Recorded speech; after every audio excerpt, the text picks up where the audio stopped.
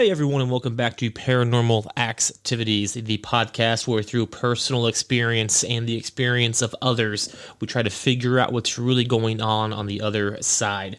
And this is a very exciting episode. In just a few minutes, I have PhD in psychic medium Claudia Monacelli joining the show to discuss her website, her YouTube channel, and basically just what she does as a psychic medium. I'm really excited to talk to her. But before that, it is time for the paranormal activity of the week. So I have mentioned in the past that, if you guys don't know, the activity of the week is basically just something that I do. I used to have so many paranormal experiences that I could do it on a weekly basis. But these past few months have been a lot slower. We've really cleaned our house up and ourselves up when it comes to cleansing and that kind of good stuff. So I don't have a whole lot. I do have one to share today, but going forward, I want to kind of open it up to you guys. So if you as a listener have a paranormal story that you'd like to share or have shared that maybe you don't want to have the whole episode focused on, but if you'd like to share at the very beginning of an episode, that'd be awesome. Whether you just send to me for me to read off, or you can send me an audio clip or voice message or whatever. I would love to get your stories on here.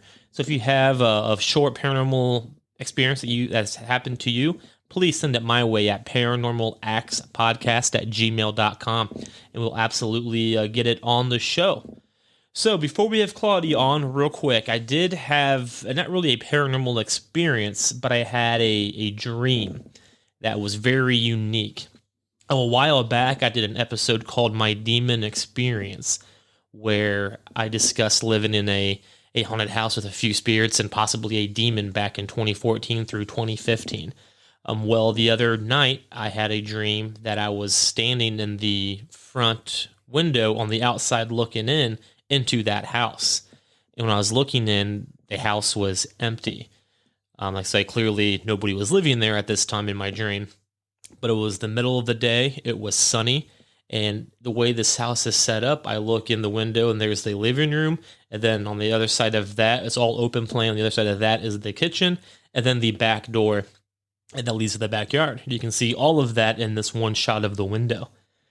And so as I'm watching that, I'm looking in for some reason, and I see all of that, and then as I'm looking through the window, a black orb or spirit or whatever you want to call it just kind of forms and then evolves into like a human shape and then comes towards me with an invite in his hand and hands it to me through the closed window. It just like his hand reaches out and then all of a sudden this invitation is in my hand. And I say invitation because that's exactly what it was. It said, I don't remember exactly what it said, but it was an invitation, like a wedding invite to come back to this house. And I was like, oh, that's odd. And then in my dream, I woke up and I showed this invite to Danae. So I woke up and it was still in my hand and I showed it to my wife, Danae. And she's like, that's really crazy. And so I guess we have to go back to this house because there's something going on. And then I really woke up and I was like, whoa. So basically I just had a dream within a dream regarding this old house I lived in many years ago that may or may not have been haunted. I mean, it was. I did a whole story about it. We had a team come out and all that good stuff. But yeah. So not sure what that was about. I haven't had any experiences since then. But I don't know. That was a really weird dream. So if you guys are dream interpreters, I would love to hear your opinion on what that dream could possibly mean. But all right, that's enough about me. It is time to introduce the psychic medium, Claudia Monacelli. And did I get that correct? You got that right, just like a pro. All right. I'm really bad at your intro. I love that intro. Oh, thank you very much. Scary. Do you believe? I was almost getting scared myself. It's a good one. I can't take credit for it. I didn't make it. I used to have a different intro, and then I joined the Buzz Network here, and Archie, our IT guy, made it for me. It's really good. Alrighty, ma'am. Thank you so much for joining the show today. I really appreciate it. I'm really excited for having me. Really, thanks for having me. It's a pleasure. Yep, absolutely. So before we get going here, first of all, I want to introduce you to everybody because tell us about yourself here in the next few minutes. Just tell us who you are, what you do, and Okay. what you're doing here. Let me link who I am to what we're talking about today, maybe. And how did I get into this? How did I get into this? My dad was, I like to say I'm a third generation psychic because my mother, my sisters and I always used to think she would play solitaire, but what she was doing was actually looking at cards. She was reading the cards, right? And we found that out after she passed. There were cards all over, stuck in all over the house. My dad was a prisoner of war in India, and we grew up with stories of three-legged tables rising from the ground. I swear to you, Claudia, they would rise. We were there, and we heard it once, twice, and then after the fifth time, But I have to say that as far the first memory that I have, the very, very first memory that I have was about when I was 5. I could have been maybe 4, almost 5, because I wasn't in first grade yet. I was in the United States and I was in church with my dad, who was holding my hand. And all of a sudden, I started seeing all these shapes dancing all over the place. Oh, wow. Thought, okay. And that was the start. Fair enough. So what were you seeing at that time? Like, what were those balls in there? At the time, it looked like the angels of the pictures of the frescoes of the church were fornicating. They were all, they were all naked. So they were playing, for me, they were playing. And I just have to say, after you sort of understand just a parenthesis here, we never really understand. Sure, absolutely. We think we understand. But I have to say there are more spirits around all of us on the streets, in the rooms, than there are humans. I mean, you see them, you feel them, you absolutely talk to them, and just like your intro with all of the lights going into the room with that music. Right. That's the tone. So that's how I started. Okay, so I started very, very young, and then I just went on life as usual, college, high school, the whole bit, PhD. And then all of a sudden you get into, a friend of mine said, you would be good at this many, many years ago. And that one thing led to another. And I'm a university professor. No one will believe what it's sort of two different hats that are way, way in two different sides of the spectrum there. But that's the way it is. It started that way. And it just kept going and going and going. And what I find is you can shut me off when it's too much. When I talk too much. This is perfect. I prefer you talking over me because I'm terrible at it. So what I find is that, what I found when I started channeling publicly, and when I started publicly, then so many people contacted me. And what people really, really need to contact their loved ones who have passed, or people that they respected and who passed. They really need that feeling of connection, And to me, it's like drinking a glass of water, and it's just something you do. You just talk and they respond, but then when you see the reaction that people have, you realize then how they don't believe, how if you really did believe, you could do it yourself, you could actually do it yourself. I believe that it's like a mental block, really. If you don't believe it, you don't really have, your own power behind it. Nothing's going to happen. You're blocking yourself out. No, I don't know if it's power, Ben. You could say it's a skill. It's an energy. It's an opening. I don't know if it's a power, people call it a gift. What about you? Have you ever had that experience of communicating with what you think is a spirit, what thought you were? Yeah, actually, me personally, not as much, but my wife has that ability or gift, and she's actually been on the show in the past, and we've talked about it. Mm-hmm. She is really open to it when she lets herself. I've witnessed her do it, and I've had conversations through her. Mm. But me personally, I can't say that I really have, if that makes sense. Mm-hmm. Mm-hmm. So And how did she start? Did she start when she was young as well? Or yep. Yep, absolutely. She started when she was young. She has a few stories from that. And then she's had a couple of tragedies throughout her life. And, through those things, she's lost a brother and her mother early in a pretty crazy way. Mm-hmm. And that kind of, I think, opened it up even more, if that makes sense. Yeah. And she's actually channeled a lot of stuff. And one of the big stories is when we lived together in our apartment before we got married, she channeled early on when this whole thing started. And like she ended up going out into the woods trying to talk to a spirit who was talking to her. And like Ooh. it was pretty wild. Yeah. It is. I guess it is well, it is what it is, that expression. Everybody says, well, it is what it is. That's the way it is, Absolutely. But they're not all not all spirits are pleasant to communicate with. You have, and not always. I really do know. I mean, I've been doing it for so many years. When you are trying to talk to someone and that is not the right person, because the energy is odd, and what they say is odd. And of course I have my own spirit guides, and so all I have to do is call, hey Peter, come on, Right. Tina, help me. Absolutely. I mean, it's just like, people in real life, you can talk to somebody and they could easily lie to you. I mean, I think it goes both ways. Yeah. I still have to find people who are truthful. Yep, absolutely. It's so hard to see which is which. I mean, and it's absolutely interesting the way people communicate, and thinking, not even knowing that you're believing them. You know what I mean? It's interesting. And so, well, this is a whole other podcast. That works. That works for me. Okay, so here's a question for you. You're talking to spirits and all of that. So how do you personally determine who is honest and who is not being honest? And how do you go forth? Let's say you're communicating and something evil does come through. How do you get away from that? Yeah. Okay. Good question. All right. Let's say this happened.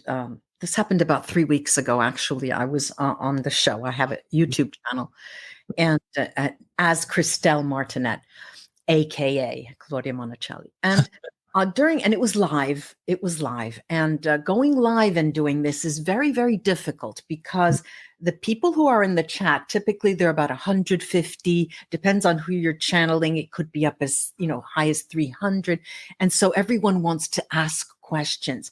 And in the energy, you feel the energy of the people who are chatting, right? And you get their questions, but at the same time, it affects you negatively in what you're trying to get answers for. And once I had to just stop. I'm sorry. And I, said I was sorry, apologized to my guests, to the people who are watching, and said, there's just too much negative energy here. I'll be back soon, poof, after, half an hour. And of course, before you do that, there is this psychic, I call it psychic cleansing, the psychic hygiene, if you will, psychic hygiene. Every time you go into internet like this as well, it doesn't seem like it, but you are affected by the person's energy, their thoughts, everything. Sure. And it's very difficult to come away without being affected at all. And so when that happens, in that case, I just said, I'm sorry, I have to close the communication. And that was it. When I work with clients and I feel the energy, I feel actually words, I get words coming in. I just, now you're asking me my secrets. You don't have to go all the way if you don't want to, whatever you're comfortable with. I use the word shield me to my guides, just shield me, shield me. I need a shield from that type of energy, which I'm not worried about really that much, but, it does have some effect on you. I could, I'll give you a stupid example. Okay. As soon as I close the communication with the client, for example, if that occurs, and it's happened to me maybe twice in all of my experience, very, very little. It happens more on a personal basis when I'm working for myself and my guides and just talking to myself. And and so when that happens, it's sort of okay, you shield me, you get to the end of the job, let's say, just a service or whatever, but it's afterward that you feel the effect. You know that there's a negative energy that's affected you negatively when odd things occur. Okay, I don't have any pain.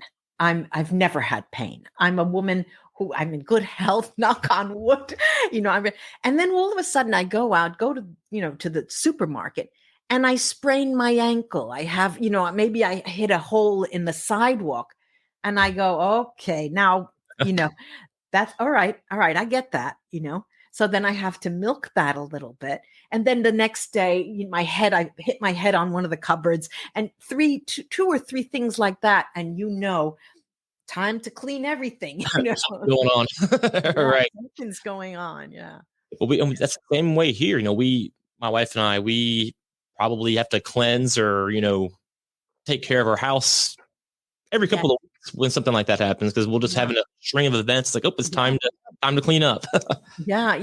I work with houses as well, and that's fascinating. It's fascinating, and the interesting part about that is that more people don't know very much about the property they're on. Usually, let's say you purchased a house in a countryside, okay, Sure. and it's in one of these hills, the Adirondacks or the Allegheny, one of those, and of course there were tribes all over the place in that Absolutely. area, but you don't know where the burial grounds are. You have no idea, and when they are over burial grounds, that's when you feel, I'm thinking of Carole King, the earth shaking under my skin. That's when you get presences, not negative, but you have presences there, and they communicate. They rise. They come to you, and it's fascinating. It's really fascinating. Absolutely. Yeah.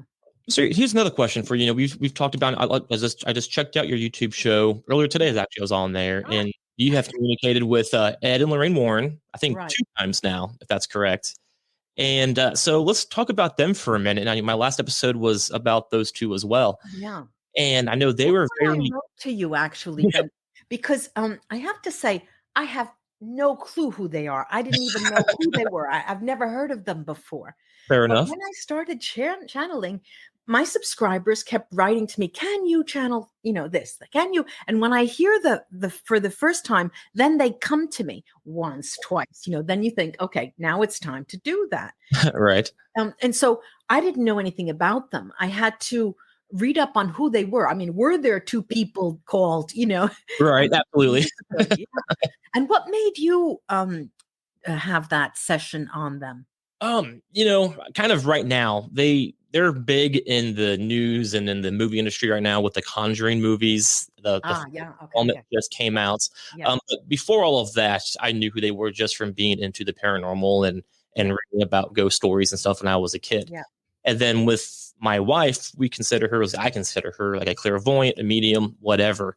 And the same thing is said about Lorraine. And so because of that, I kind of researched them more. And one thing that they kind of get some criticism for is everything they deal with, they claim to be demons, which there's all That kinds whole of dark definitions. place. Mhm. Right. So in your opinion, with your history, what's your opinion on demons compared to human entities, or is there a difference, or what's your opinion there? Okay. Now, um, I feel like doing the sign of the cross because what I'm about to say. Absolutely. Okay. To have balance in the world, there is what goes up goes down and a wheel turns, right? And balance is dynamic. So there has to be black and there has to be white. And you need to embrace both of them and understand both of them. Right. We as people have a shadow side, and we need to learn how to dance with that shadow side, or else you're not going to enjoy your life at all. And if you're, let's say, naive, I can only think of someone as being naive to think that life is always beautiful, no matter how much, where you live or anything. And that what I find particularly is that the United States has a difficulty with the notion of death and death and after death and what happens. And people just don't even like to talk about it usually. And I find that as odd, because it's just like talking about politics or religion or education. You have to talk about that, Absolutely.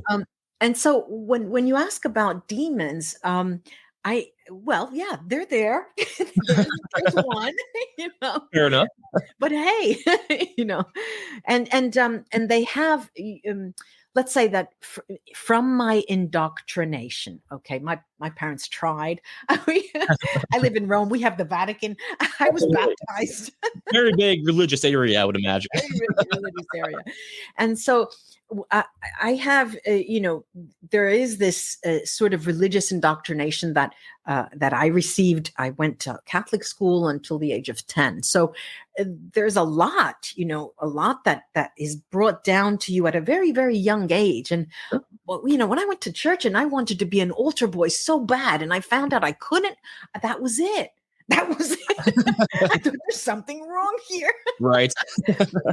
And so the idea of all of the negative world that's taught to us and to make us feel a certain guilt is very difficult for humans to accept and live a balanced life, I think. What do I think about demons? I think they're necessary. The devil does make me do it sometimes. Yes, there you go. And I have fun.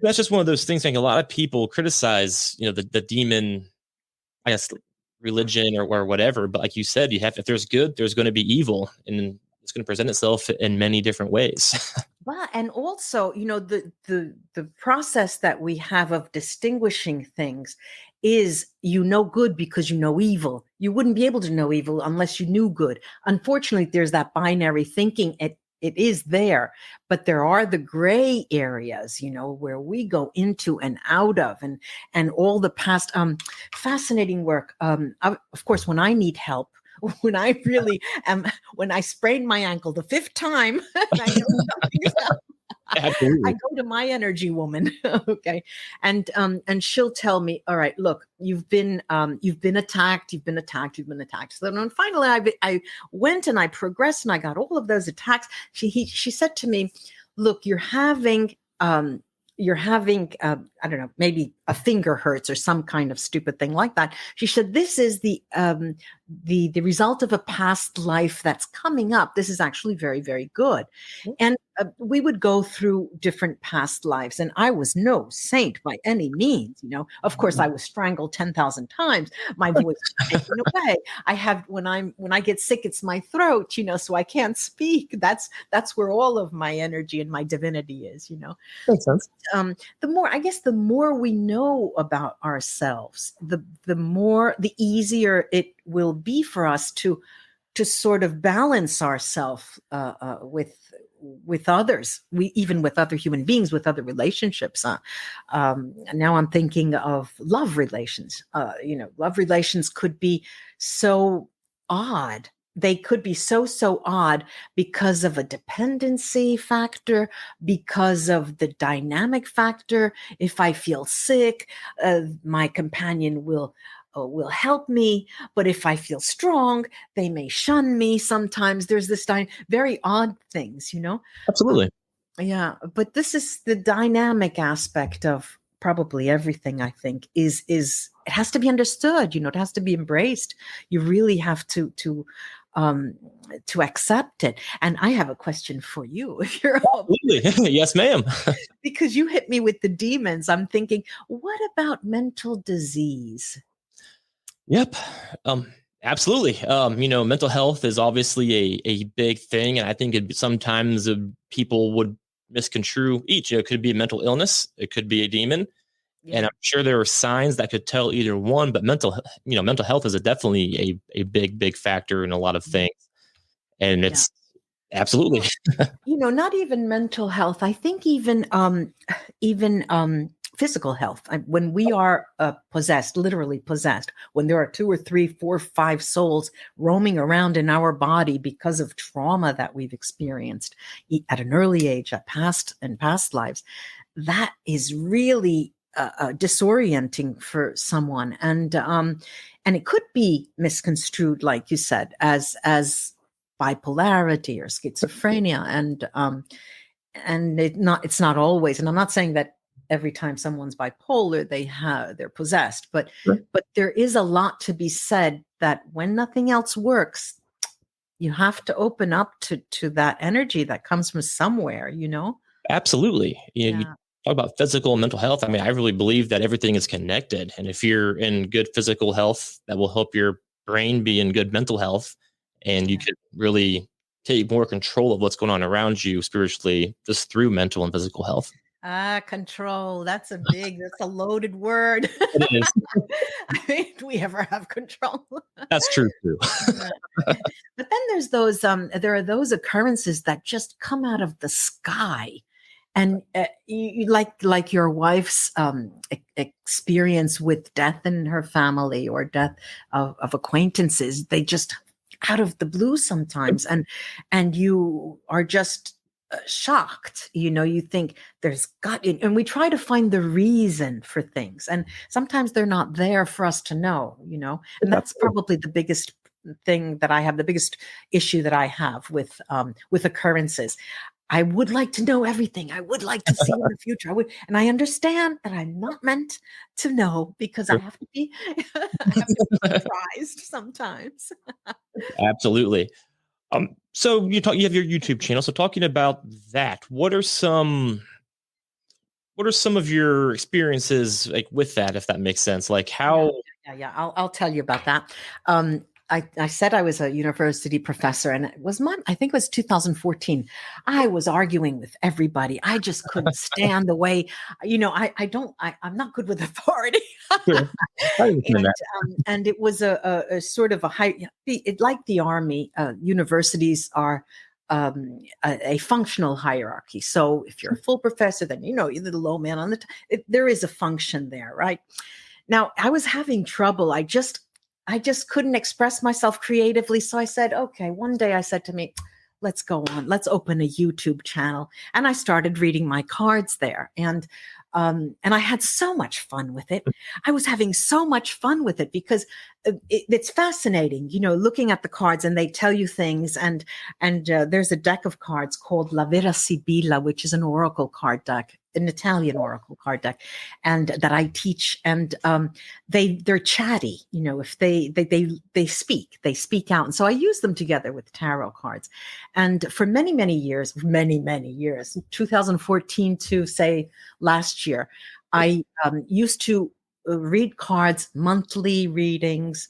And so it would be for the astrology signs, the zodiac signs, Aries, Taurus, Gemini. Right.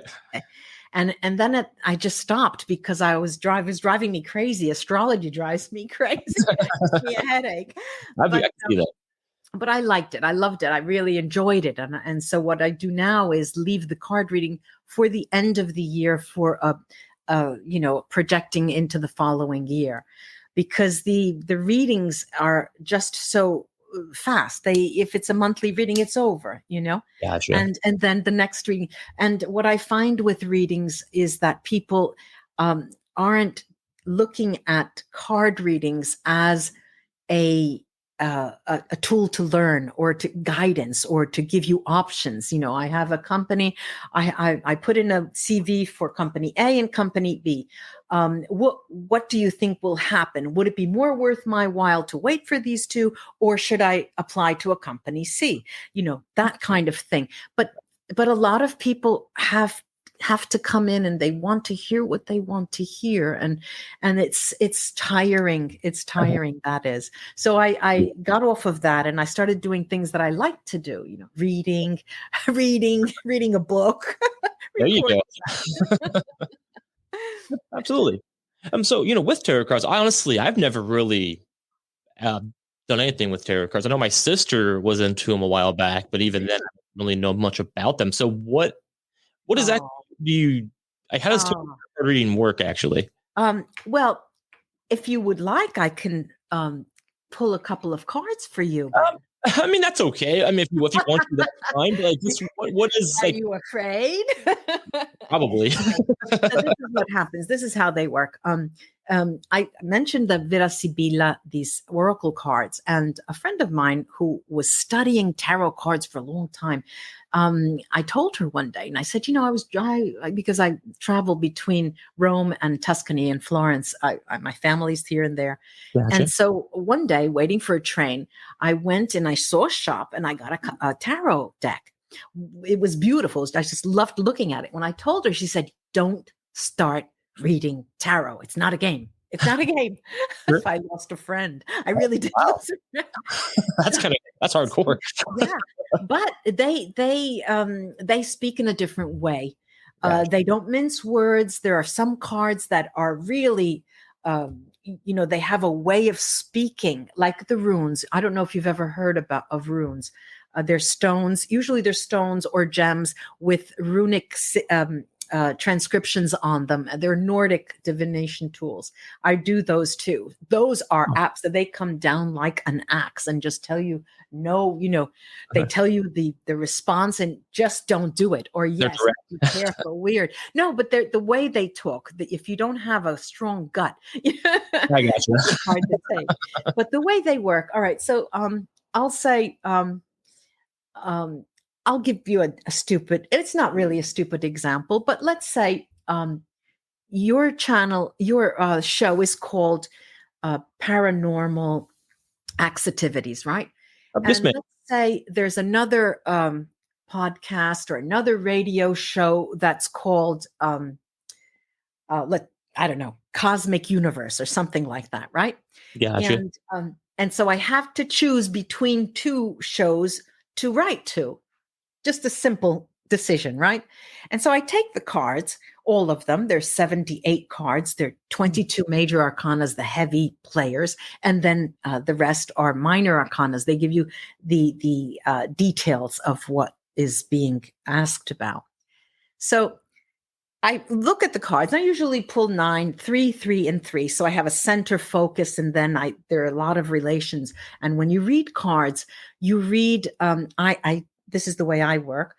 I read all of the relations, like the chess, the knighting move, 1 up, 2 down, things like that. The corners, the diagonals, all of that. And then I add the oracle deck to get some clarity from special cards. If there's just something I don't like there, or if it's not clear to me, Yeah. And I tell you, I really, it's amazing the way they speak to you. There was something coming up in my life that was just so frightening every time I opened the cards, because the following year I was planning a year ahead of time. I wanted to go, I think it was to Argentina or something. And it was in January or February. That's when it's summer there. And my cards kept coming out really negative, all of them negative. I couldn't figure it out. So I called a colleague of mine, a friend of mine. I said, "Would you please look? What are you seeing?" And she said, "Look, there's something really big is going to happen. Something really bad. You're just not going to be able to go. And, it might be something at home. It might be this, that, and that." And this was going on for about 6 or 7 months. And I just couldn't put my finger on it.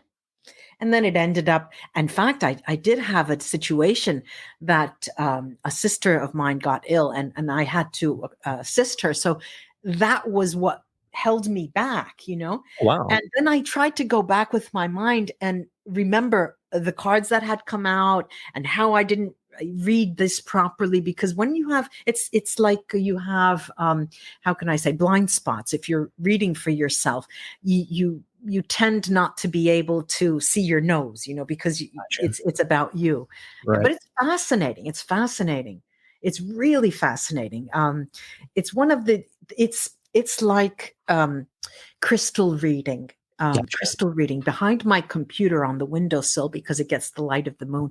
I have I have about 10 crystal balls, all different sizes, eggs, and all different crystals that stare at me. and they are fascinating too, just like water. If you look at water, you can read water and you can see what it tells you. And it's interesting. It's really interesting. That sounds interesting. It really is interesting. You mentioned you have several different crystals. Does each crystal have its own unique job, or is it read differently from each other? Well, for example, just now that this is a now she's going to forget what it's called. Of course, this is my favorite stone. That's how it goes. It's a citrine. It's called citrine, and this is a cutout. So it's a huge piece of citrine. Oh, wow. I got this in India actually, and you can see it's yellow, and it is like the sun. You keep this. It's such a bright. It lifts your spirit. It is absolutely fantastic to have this close to you. Like positive energy. Yeah. Beautiful. And there's just so many. I mean, there's so many. Everyone has something different. I have a beautiful stone that's moldavite. It's from a meteor. It is a meteor, part of a meteor that fell in the area. You can only find that in the Czech Republic, and it's a beautiful stone. But it's a heavy stone. When I first got that, I went to bed with it. I used to keep it because everything that you divine with, you even your cards, you keep them under your pillow. And I used to get headaches. I couldn't believe. And then I had to ask around, and it was that it's such a strong vibrational stone that I had to keep it away and keep it in a closet for a while, because it was so strong. I think it's the most strongest stone that I have, vibrationally speaking. It's the most expensive too. There you go. My wife actually has a crystal that she keeps with her as well. And you know what it is? I couldn't even begin to tell you. What does it look like? Is it crystal clear? It is. It's like, I want to say it's got a purple tint to it. And that's amethyst. And it creates heat. I know when she has it, it will heat up. And it's it's an amethyst. Amethyst comes from crystal quartz. And the amethyst is it's a nice stone to have nearby. It's a nice stone. They say that amethysts are good for people who have trouble with alcoholism. Oh, is that right? Cure that, yeah. I don't know. Mind. Behavior. Right. It's interesting.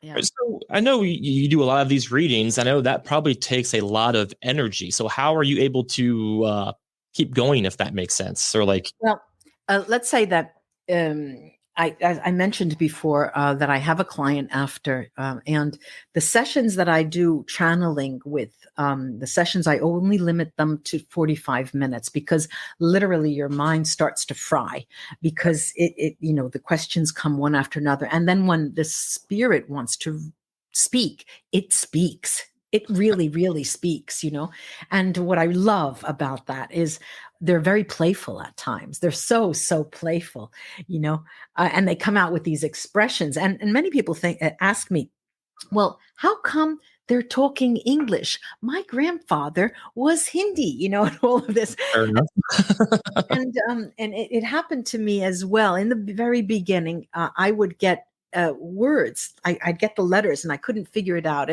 And I realized they were from languages I didn't know. Then I found the language, and then I had to negotiate with the spirits to say, all right, I can get to German, I can get to French, Spanish, English, give me a little Russian, Portuguese. Okay.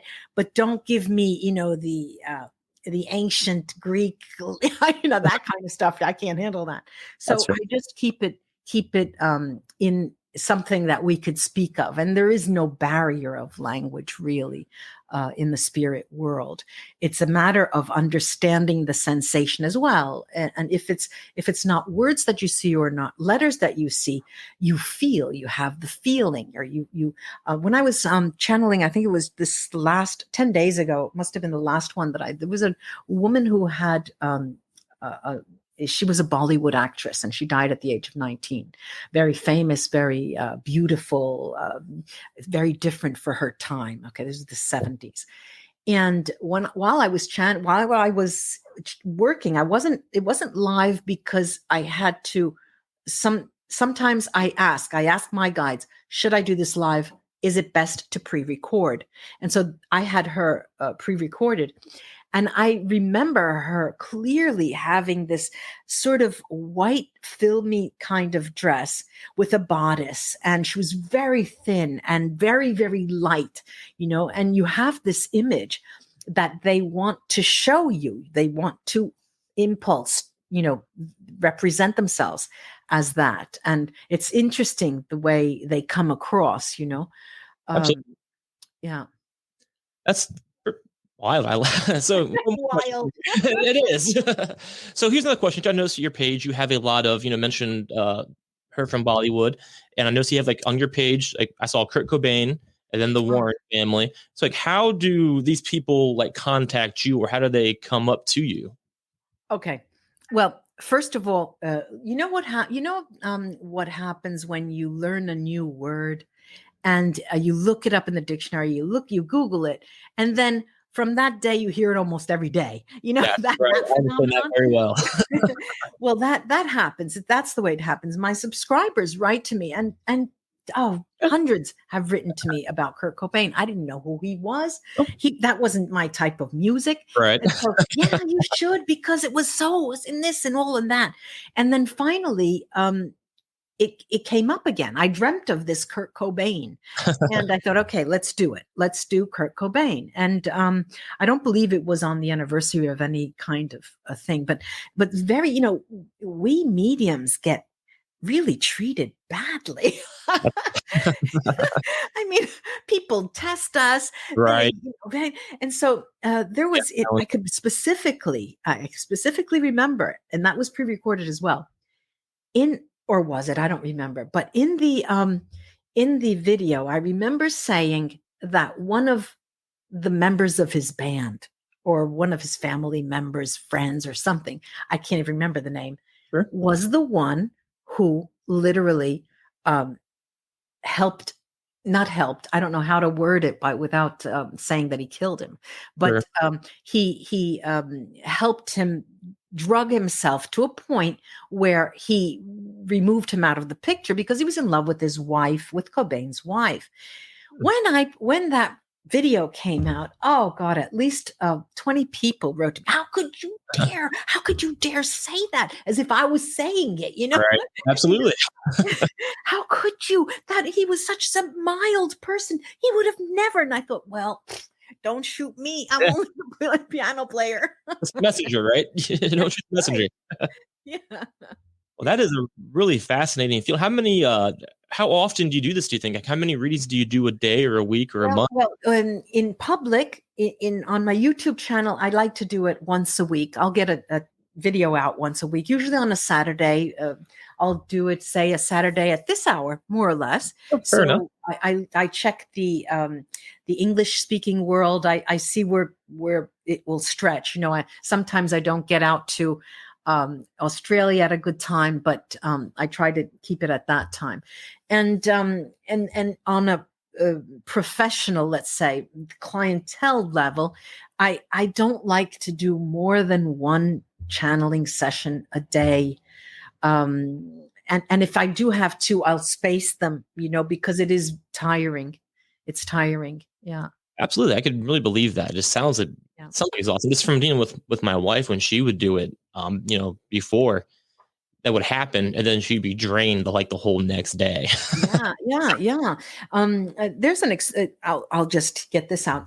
There was a client, a couple of people. They were husband and wife, and they were clients of mine. And they wanted to get in touch with family members who had passed, and they had traveled from South Africa, from Saudi Arabia. They were both from a certain culture, and then they ended up being in China somewhere, or on that area of the world. And they contacted me to understand first and foremost why they were having such friction with their family, and why their family members were so against their marriage when they got married. And this started a series of channeling sessions with them.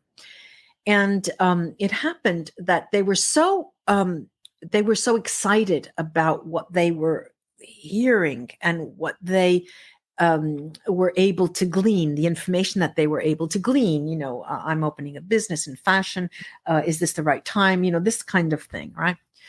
Then, and back to back, they would contact me, and I thought it was odd. I just thought it was so odd. And once, the last time, because then I stopped working with them.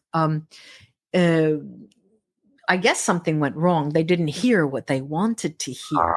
And it had to do with something that was very dear to their heart, I guess. It was a fact of having a child or not. And I said, that's no problem, but, find someone you can trust, and it's difficult because the relationship, it's not really a relationship, but the relation, I guess, the client and you as a psychic, how you go around about organizing the way you interact with them is very tricky. It's a double-edged sword because it's an empathic type of business, but at the same time, you cannot take on their difficulties and their energy all the time. And so I've had some odd occurrences. People were dreaming about me and giving me messages about what their spirit guides wanted to tell me, and I'm thinking, oh, please don't do that. Right. One woman accused me of having a soul contract with her in some other life, and please cut it out because I'm, and I'm thinking, oh my God, what are you talking about? I've got a life, I've got a life. I have food on the table, I can't, as if I start, think of and the good part, what I like about myself, and I have to give myself credit, is that this type of work can be, like you said, very draining, like your wife knows. But if you can, parcel things out and just go to the supermarket, and then you come back, and then you get, you shift gears, which is not easy because it's, for many people, it's difficult to get into it and then to get out of it.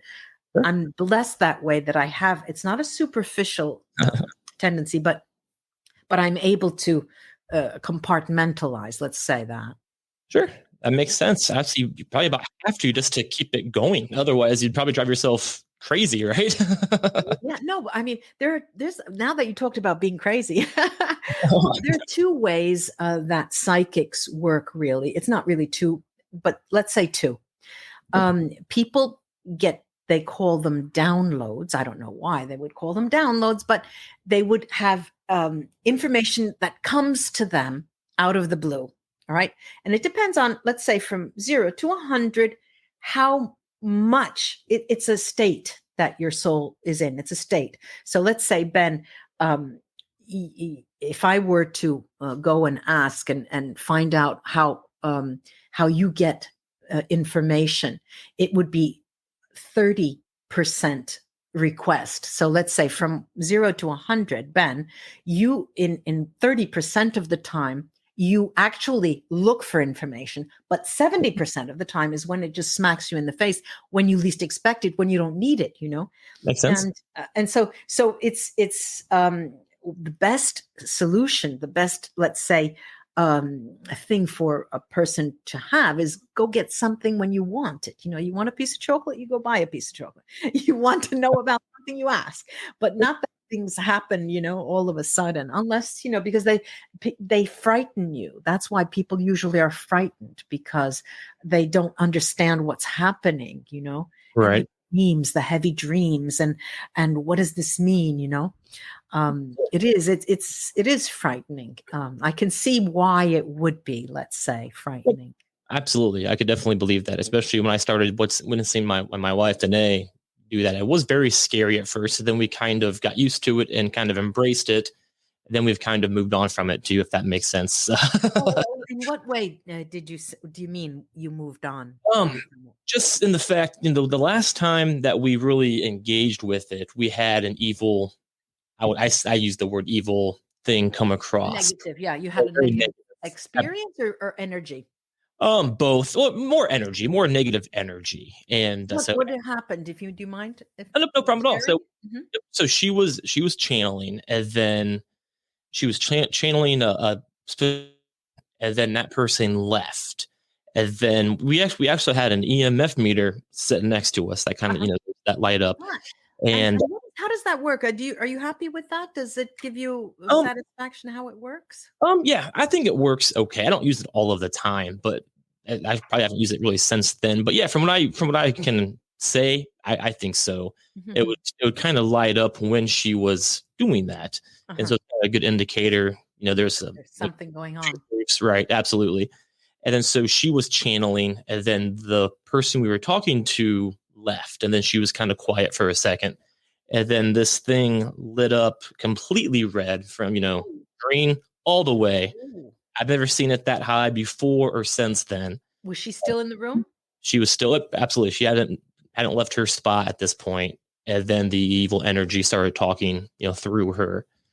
And then after that, we were like, okay, let's maybe not do that anymore. She wasn't really comfortable anymore with it. So it's not that we don't do it. We just kind of protect ourselves from it, if that makes sense, and kind of channel in a different way. Then there's I guess everyone has their spiritual thoughts, but there definitely is there has to be a way that you protect yourself from this type of experience. Not that it's negative to have that experience. This happens, it's just when you have a meter, it goes red. Red usually tells us to stop at a light and all of that. And red is warning, but actually it's just the presence, so it's not really, you don't have to feel that worried about it.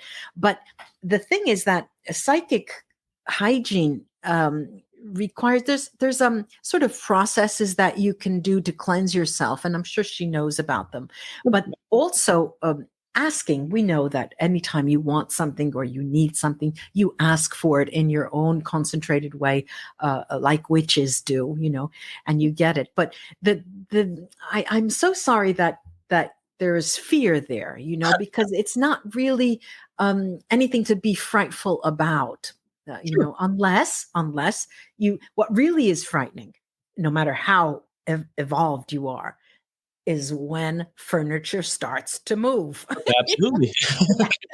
That really frightens, poltergeists come and just, whip things around. Absolutely.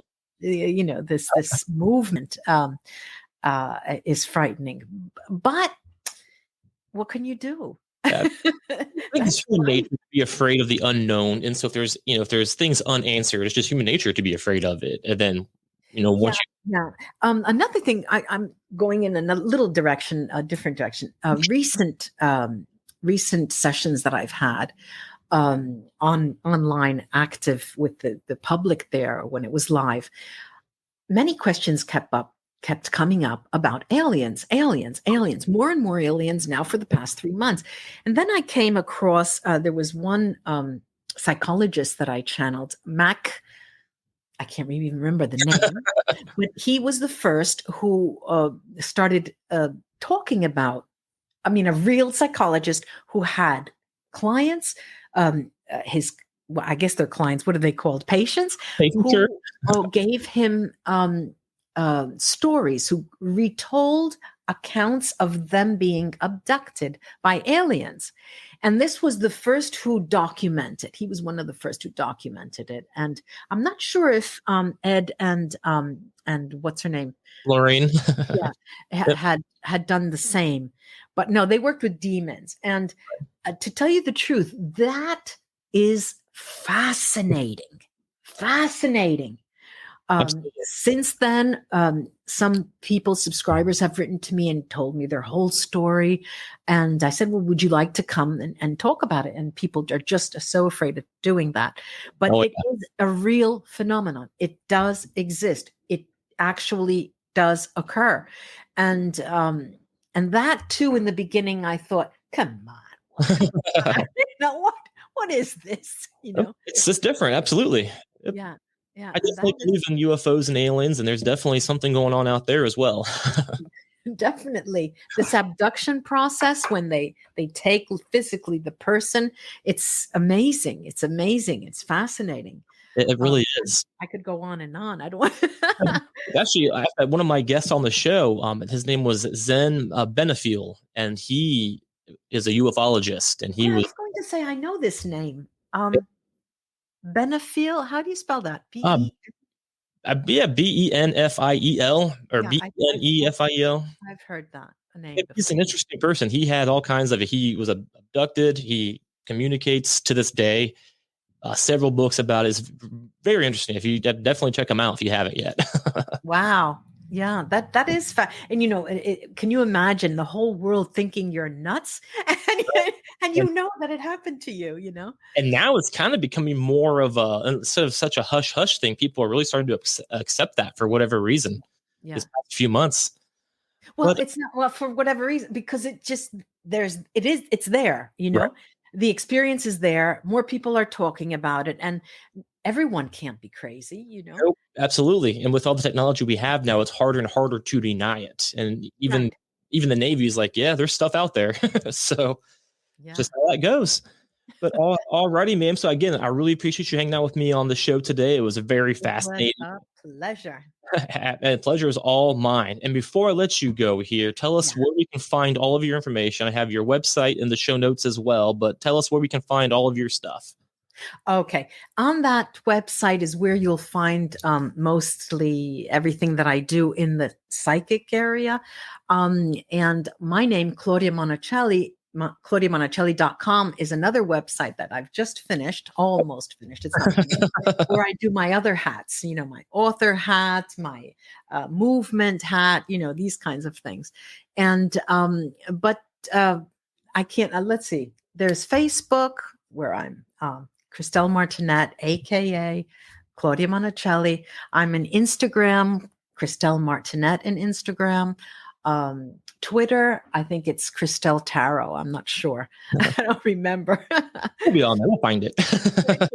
Yeah. It's on my website, surely. Yeah. Perfect. Well, already, ma'am, again, thank you so much for hanging out in Paranormal Activities. It was a great time, and I can't wait to continue to check out all of your channels. I mean, from what I saw, it looked pretty amazing. Well, sometimes I have fun with it. Yeah, I do. I do too. Well, tomorrow, what's today? Sunday, Monday. Tomorrow is the anniversary of the death of a really big phenomenon in the Bollywood world, the Sushant Singh Rajput. And he has such a movement of followers. It's almost unbelievable because he's a very bright light to channel. And I'll be working tomorrow night live with that. And I'm worried. I'm afraid. I understand. No problem at all. I'm sure you'll own it. I'm sure you'll be great. Thank you so much, Ben. And thank you. I would like to even meet your wife one day or talk to her. Absolutely. It's always nice to, meet fellow channelers and hear their experiences. Absolutely. Maybe we can make that happen here one of these days. I'm sure she would like that as well. Yeah, I would. All right, excellent. All righty, ma'am. Again, take care and good luck on tomorrow's show. Thank you. Bye-bye. Bye. Bye-bye. And a huge thanks to psychic medium Claudia Monacelli for hanging out with me today on Paranormal Axetivities and telling us about her abilities and her channel and her website and all of the things she has done. It is amazing. I can't wait to continue to listen to her YouTube channel, and I hope that I can talk to her again here in hopefully the near future. So just so you guys know, we did record this live, so if you'd like to go back and watch the actual full video of Claudia and I with cameras on, you can find that video over at WTBdotcom, and of course on all my social media pages, Facebook, Twitter. Those are pretty much the big two, and then also on the Buzz. So that whole video is available there, so be sure to check that out, and be sure to follow all of Claudia's channels as well. And that's going to wrap up today's episode of Paranormal Axetivities. I hope you all enjoyed it. I know I sure did.